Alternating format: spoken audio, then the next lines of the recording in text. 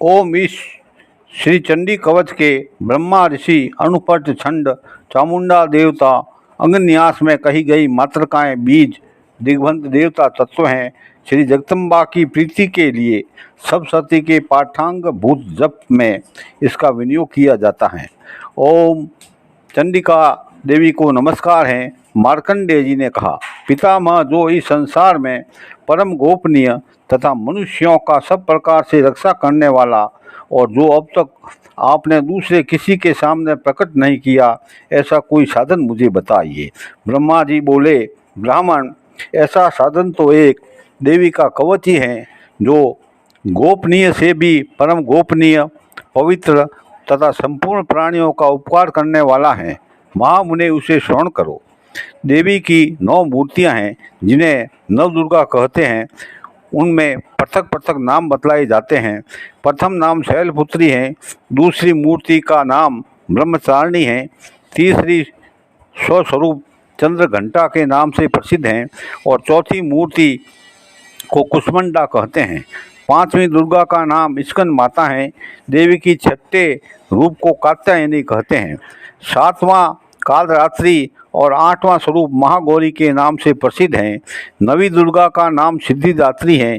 ये सब नाम सर्वत्र महात्मा वेद भगवान के द्वारा प्रतिपादित हुए हैं। जो मनुष्य अग्नि में जल रहा हो और रणभूमि में शत्रुओं से घिरा हो और विशेष संकट में फंस गया हो तथा इस प्रकार भय से आतुर होकर जो भगवती दुर्गा की शरण को प्राप्त हुए हो, उसको कभी कोई अमंगल नहीं होता। युद्ध के समय संकट में पड़ने पर भी उसके ऊपर कोई विपत्ति नहीं दिखाई देती। उन्हें शोक, दुख और भय की प्राप्ति नहीं होती। जिन्होंने भक्तिपूर्वक देवी का श्रवण किया है, उनका निश्चय ही अभ्युदय होता है। देवेश्वरी, जो तुम्हारा चिंतन करते हैं, उनकी तुम निसंदेह रक्षा करती हो।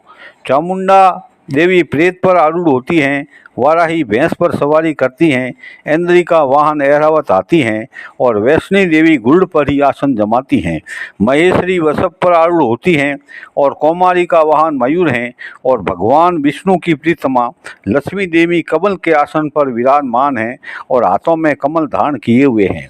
वृषभ पर आरूढ़ ईश्वरी देवी श्वेत रूप धारण कर रखा है और ब्राह्मी देवी हंस पर बैठी हुई हैं और सब प्रकार से आभूषणों से विभूषित है।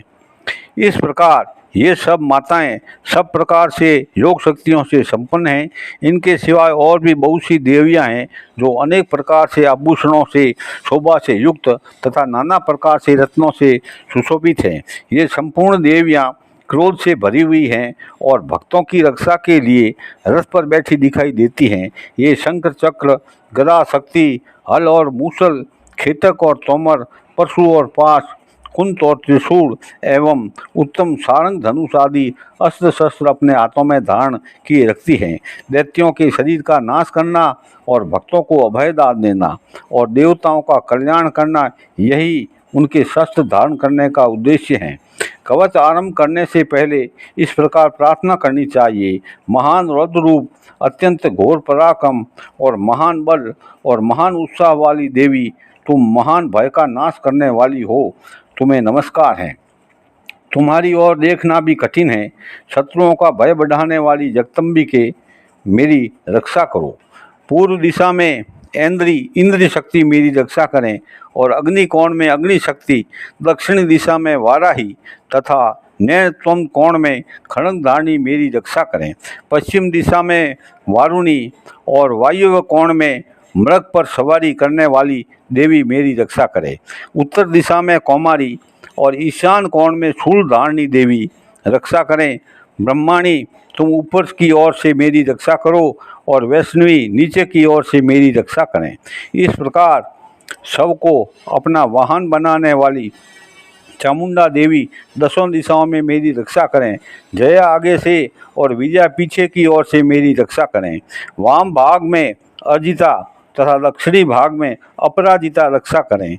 उदोतिनी शिखा की रक्षा करें। उमा मेरे मस्तक पर विराजमान होकर रक्षा करें। ललाट में मालाधारी रक्षा करें। यशस्विनी देवी मेरी भौहों का संरक्षण करें और भौहों के मध्य भाग में त्रिनेता और नथनों की यम घंटा देवी रक्षा करें। दोनों नेत्रों के मध्य भाग में शंखनी और कानों में द्वारवासिनी रक्षा करें। कालिका देवी कपोलों की तथा भगवती शांकरी कानों के मूल भाग की रक्षा करें। नासिका में सुगंधा और ऊपर के होठों के चर्चिका देवी रक्षा करें। नीचे के होठों में अमृत कला तथा जिह्वा में सरस्वती रक्षा करें। कौमारी दांतों की और चंडिका कंठ प्रदेश की रक्षा करें। चित्र घंटा गले की घंटी की और महामाया तालु में रहकर रक्षा करें। कामाक्षी ठोडी की और सर्वमंगला मेरी वाणी की रक्षा करें। भद्रकाली गीवा में और धनुधरी पृष्ठवंशी मेरुदंड में रहकर रक्षा करें। और कंठ के बाहरी भाग में नीलगिरिवा और कंठ के नली में नलकुबरी रक्षा करें। दोनों कंधों में खड़ंगनी और मेरे दोनों भुजाओं की ब्रजधारणी रक्षा करें। दोनों हाथों में दंडनी और अंगुलियों की अंबिका रक्षा करें। शूलेश्वरी नखों की रक्षा करें और कुलेश्वरी कटी पेट में रहकर रक्षा करें। महादेवी दोनों स्तनों की और शोक विनाशिनी देवी मन की रक्षा करें। ललिता देवी हृदय में और शूलधारणी उदर में रहकर रक्षा करें। नाभि में कामिनी और गुह भाग में गुहेश्वरी रक्षा करें। पूतना और कामिका लिंग की तथा महिषवाहिनी गुदा की रक्षा करें। भगवती कटी भाग में और विंध्यवासिनी घुटनों की रक्षा करें। और संपूर्ण काम वासनाओं को देने वाली महाबला देवी दोनों पिंडलियों की रक्षा करें। नारसिंह दोनों घुंटियों की और तेजस्वी देवी दोनों चरणों के पृष्ठभाग की रक्षा करें। श्री देवी पैरों की अंगुलियों में और तलवासिनी पैरों के तलवों में रहकर रक्षा करें। अपनी दाढ़ों के कारण भयंकर दिखाई देने वाली दृष्टा कराली देवी नखों और ऊर्ध्वकेशनी देवी केशों की रक्षा करें। रोमवलियों के छिद्र में कौवेरी और त्वचा के वागीश्वरी देवी रक्षा करें। पार्वती देवी रक्त मंज वसा मांस हड्डी और मेद की रक्षा करें। आंतों की कालरात्रि और पित्त की मुक्तेश्वरी रक्षा करें। मूलाधार आदि कमल कोशों में पद्मावती देवी और कफ के चूड़ामणि देवी स्थित होकर रक्षा करें। नख के तेज की ज्वालामुखी रक्षा करें, जिसका किसी भी अस्त्र से भेदन नहीं हो सकता। वह अभेद देवी शरीर की समस्त संधियों में रहकर रक्षा करें। ब्रह्माणी आप मेरे वीर की रक्षा करें। छत्रेश्वरी छाया तथा धर्मधारिणी देवी मेरे अहंकार मन और बुद्धि की रक्षा करें। हाथों में ब्रज धारण करने वाली ब्रजहस्ता देवी मेरे प्राण अपान समान उदान और वान वायु की रक्षा करें। कल्याण से शोभित होने वाली भगवती कल्याण शोभना मेरे प्राण की रक्षा करें। रस रूप गंध शब्द स्पर्श इन विषयों का अनुभव करते समय योगिनी देवी रक्षा करें। और सत्वगुण रजोगुण और तमोगुण की रक्षा सदा नारायणी देवी करे। वाराही आयु की रक्षा करे, वैष्णवी धर्म की रक्षा करे तथा चक्रनी चक्र धारण करने वाली देवी यश कीर्ति लक्ष्मी धन और विद्या की रक्षा करें। इंद्राणी आप मेरे गोत्र की रक्षा करें। चंडिके तुम मेरे पशुओं की रक्षा करें। महालक्ष्मी पुत्रों की रक्षा करें और भैरवी पत्नी की रक्षा करें। मेरे पथ की सुपता तथा मार्ग की सेम करी रक्षा करें और राज के दरबार में माँ लक्ष्मी रक्षा करें तथा सब ओर से व्याप्त होकर विजय देवी संपूर्ण भयों से मेरी रक्षा करे। देवी दो स्थान कवच से नहीं कहा गया है, अतः हम रक्षा से रहित है। वह सब तुम्हारे द्वारा सुरक्षित हैं, क्योंकि तुम विजयशालिनी और पाप नाशनी हो। यदि अपने शरीर का भला चाहते हो तो मनुष्य बिना कवच कहीं एक पग भी न जाए। कवच का पाठ करके ही यात्रा करें। कवच के द्वारा सब ओर से सुसज्जित मनुष्य जहाँ तहाँ भी जाता है, वहाँ वहाँ उसे धन लाभ होता है तथा संपूर्ण कामनाओं की सिद्धि करने वाली विजय की प्राप्ति होती है। वह जिस जिस अभिष्ट वस्तु का चिंतन करता है उसको निश्चय ही प्राप्त कर लेता है।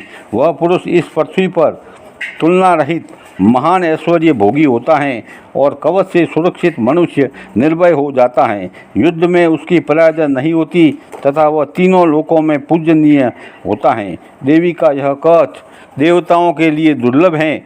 जो प्रतिदिन नियम पूर्वक तीनों संध्या के समय श्रद्धा के साथ इसका पाठ करता है उसे देवी कला प्राप्त होती है तथा वह तीनों लोकों में कहीं भी पराजित नहीं होता। इतना ही नहीं, वह अभय मृत्यु से रहित हो 100 से भी अधिक वर्ष तक जीवित रहता है।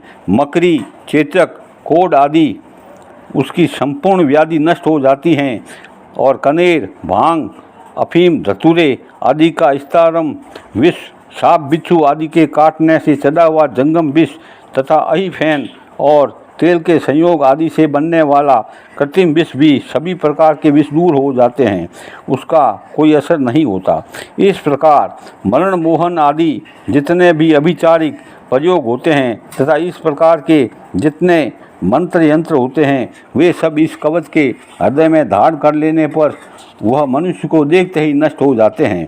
वे ही नहीं, पृथ्वी पर विचरने वाले ग्रह देवता, आकाशचारी देव विशेष और जल के संबंध से प्रकट होने वाले गण और उपदेश मात्र से सिद्ध होने वाले निम्न कोटि के देवता और अपने जन्म के साथ प्रकट होने वाले देवता, कुल देवता, माला कंठ माला आदि डाकिनी शाकिनी, अंतरिक्ष में विचरने वाले अत्यंत बलवती भयानक डाकिनियाँ, ग्रह भूत पिचास, यव गंधर्व राक्षस, बम राक्षस, बेताल, कुष्मांडव और भैरव आदि अनिष्टकारक देवता भी हृदय में कवच धारण करने के लिए रहने पर उस मनुष्य को देखते ही भाग जाते हैं।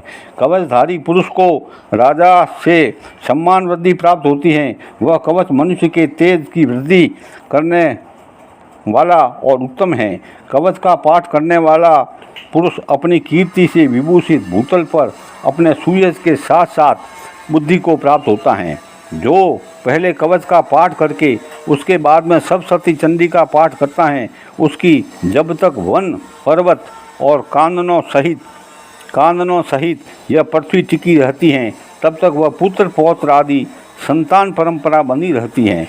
फिर देह का अंत होने पर वह मनुष्य भगवती महामाया के प्रसाद से उस नित्य परम पद को प्राप्त होता है जो देवताओं के लिए भी दुर्लभ है। वह सुंदर दिव्य रूप धारण करता और कल्याणमय शिव के साथ आनंद का भागी होता है। देवी कवच संपूर्णम। बोलो श्री जगदम्ब मात की जय।